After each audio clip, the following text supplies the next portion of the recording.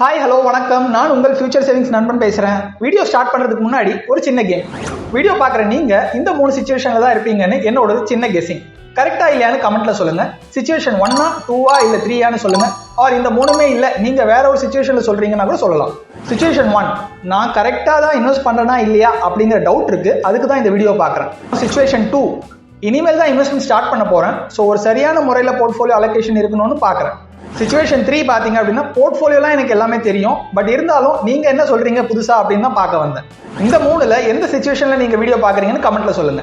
Okay, இந்த வீடியோல நம்ம பார்க்க போறது ஒரு இன்வெஸ்ட்மெண்ட் போர்ட்ஃபோலியோனா என்ன, அண்ட் அதுல மியூச்சுவல் ஃபண்ட்ஸ் போர்ட்ஃபோலியோ எப்படி இருக்கணும், எந்த மாதிரி அலோகேஷன் இருக்கணும், அண்ட் எந்தெந்த அசெட் கிளாஸ்ல எவ்வளவு பெர்சென்டேஜ் இருக்கணும், இந்த டீடைல்ஸ் தான் பார்க்க போறோம். ஸ்கிப் பண்ணாம எண்ட் வரைக்கும் பாருங்க. இன்வெஸ்ட்மெண்ட் போர்ட்ஃபோலியோனா என்ன அண்ட் ஒரு பெஸ்ட் மியூச்சுவல் ஃபண்ட் போர்ட்ஃபோலியோவை எப்படி டிசைன் பண்றதுன்னு தெரிஞ்சுக்கலாம். சரி, இப்போ ஃபர்ஸ்ட் நம்ம இன்வெஸ்ட்மெண்ட் போர்ட்ஃபோலியோ அப்படின்னா என்னன்னு தெரிஞ்சுக்கலாம். இன்வெஸ்ட்மெண்ட் போர்ட்ஃபோலியோ மீன்ஸ் உங்க ஓவரால் இன்வெஸ்ட்மெண்ட், அதாவது உங்களோட எல்லா இன்வெஸ்ட்மெண்ட்டும் சேர்த்து சொல்றது தான் இன்வெஸ்ட்மெண்ட் போர்ட்ஃபோலியோ. உதாரணத்துக்கு உங்களோட ஸ்டாக்ஸ் ஹோல்டிங்கு, இல்லை ஏதாச்சும் பாண்ட்ஸ்ல இருக்கிற இன்வெஸ்ட்மெண்ட், அடுத்ததான் மியூச்சுவல் ஃபண்ட்ஸ்ல இருக்கிற இன்வெஸ்ட்மெண்ட், இதெல்லாம் இல்லாம கோல்டுல இருக்கிற இன்வெஸ்ட்மெண்ட்ஸ், இல்லைன்னா பிக்சட் டெபாசிட்ல வச்சிருக்கிற இன்வெஸ்ட்மெண்ட்ஸ், அண்ட் ஃபைனலா பாத்தீங்க அப்படின்னா நீங்க ஒரு சொந்த வீட்டுல இருக்கீங்க அப்படின்னா அந்த சொந்த வீடு இல்லாம தனியா ஒரு ரியல் எஸ்டேட் அசெட் லைக் ஹவுசிங்கோ ஒரு லேண்ட்ல இருக்கிற இன்வெஸ்ட்மெண்ட்டோ, இதெல்லாம் சேர்த்து ஓவராலா சொல்றது தான் ஒரு இன்வெஸ்ட்மெண்ட் போர்ட்ஃபோலியோ.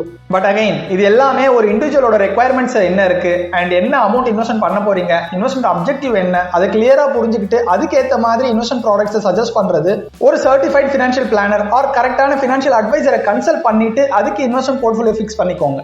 ஸோ இப்போ உங்களுக்கு இந்த இன்வெஸ்ட்மெண்ட் போர்ட்ஃபோலியோட அர்த்தம் ஓரளவுக்கு புரிஞ்சிருக்கும்னு நம்புறேன். டவுட் இருக்கிறவங்க கமெண்ட்ல கேளுங்க, கண்டிப்பா உங்களுக்கு ரிப்ளை பண்றேன். ஓகே, நம்ம இப்போ மெயினான கண்டென்ட்டுக்கு போகலாம். மியூச்சுவல் ஃபண்டோட போர்ட்ஃபோலியோ எப்படி இருக்கணும்னு பார்க்கலாம்.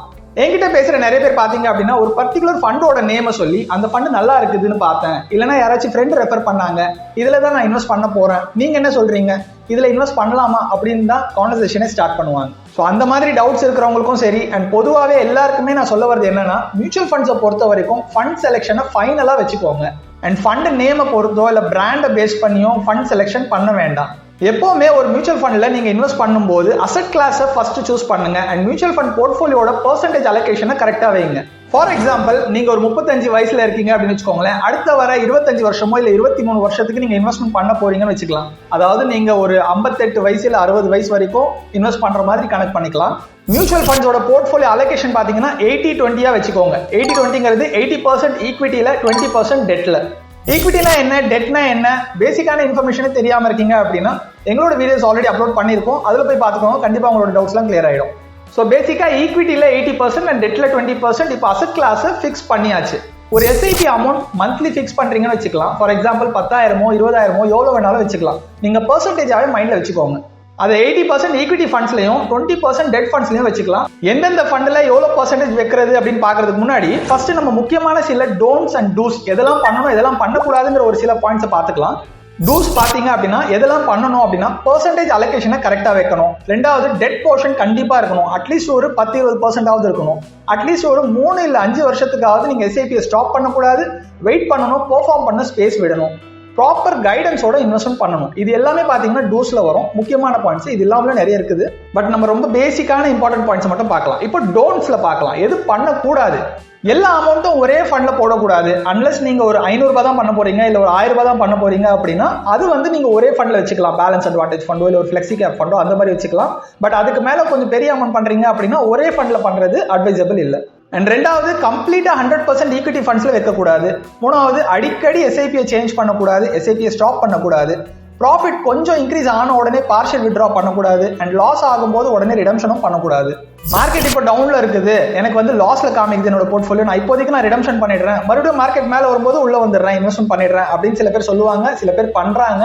பட் அந்த மாதிரி பண்ணக்கூடாது, அது கரெக்டான ஸ்ட்ராட்டஜியே இல்லை. அது அப்படி நீங்க பண்றதுனால கரெக்டான டைமை வந்து மிஸ் பண்ணிடுறீங்க அண்ட் அந்த மார்க்கெட்டோட பவுன்ஸ் பேக்கோட ரியலைசேஷனே உங்களுக்கு தெரியாது.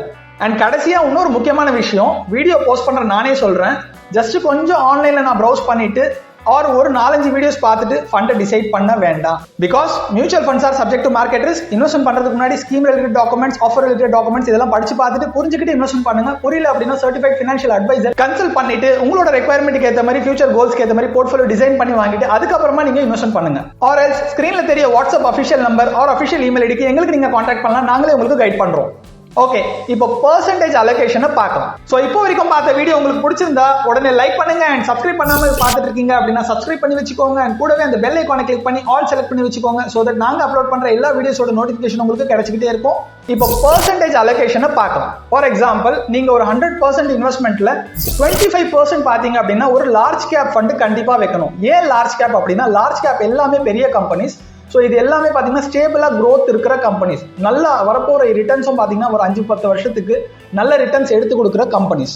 அண்ட் முக்கியமாக ரிஸ்க் வைஸ் பார்த்தீங்க அப்படின்னா இந்த large cap stocks, large cap கம்பெனிஸில் இன்வெஸ்ட் பண்ணுற ஃபண்ட்ஸ் மீடியம் ரிஸ்கில் தான் இருக்கும், ரொம்ப அக்ரெசிவாக இருக்காது, ஓரளவுக்கு பெட்டராகவே பெர்ஃபார்ம் பண்ணும்.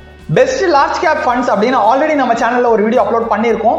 அந்த வீடியோ பார்த்தீங்கன்னா உங்களுக்கு அதில் எந்த ஃபண்ட் சூஸ் பண்ணுறதுன்னு ஒரு கிளாரிட்டி கிடைக்கும். மேலே லிங்க் வரும், அதை கிளிக் பண்ணி பார்த்துக்கோங்க. ஆர்எல்ஸ் வீடியோஸ் ஆப்ஷனுக்குள்ளே போயிட்டு பார்த்துக்கலாம். ஓகே, அடுத்த 25% பாத்தீங்க அப்படின்னா ஃப்ளெக்ஸி கேப்ல பண்ணணும். ஃப்ளெக்ஸி கேப் ஏன் அப்படின்னு பாத்தீங்கன்னா, large cap, mid cap, small cap 3 market கேபிட்டலைசேஷனும் இன்க்ளூட் ஆயிருக்கும். அண்ட் மார்க்கெட்டுக்கு ஏற்ற மாதிரி ஃபண்ட் மேனேஜர் வந்து அந்த மூவ்மெண்ட்டை மாத்திக்கிட்டே இருப்பாங்க, லார்ஜ் கேப்ல, மிட் கேப்ல, ஸ்மால் கேப்ல. அண்ட் உங்களை பொறுத்த வரைக்கும் 3 மார்க்கெட் கேபிட்டலைசேஷனும் பார்ட்டிசிபேட் பண்ற ஒரு ஆப்பர்ச்சுனிட்டி கிடைக்கும் இன்வெஸ்ட்மெண்ட்ல. டாப் 3 ஃப்ளெக்ஸி கேப் ஃபண்ட்ஸ் நம்ம சேனல்ல ஆல்ரெடி அப்லோட் பண்ணிருக்கிற வீடியோஸ் போய் பார்த்துக்கோங்க. எந்த ஃப்ளெக்ஸி கேப் ஃபண்ட் சூஸ் பண்றதுன்னு ஒரு ஐடியா கிடைக்கும். மேல லிங்க்ல வரும், அதை கிளிக் பண்ணி பார்த்துக்கோங்க. ஆர்எல்ஸ் வீடியோ ஆப்ஷனுக்குள்ள போய் பார்த்துக்கலாம். ஓகே, அவுட் ஆஃப் 100%ல 50% நம்ம வந்து 2 ஆப்ஷனை பார்த்துட்டோம். இப்போ மூணாவது பார்க்க போறது 15% வந்து ஒரு ஃபார்மா செக்டார் ஃபண்ட்ல நீங்க சூஸ் பண்ணணும்.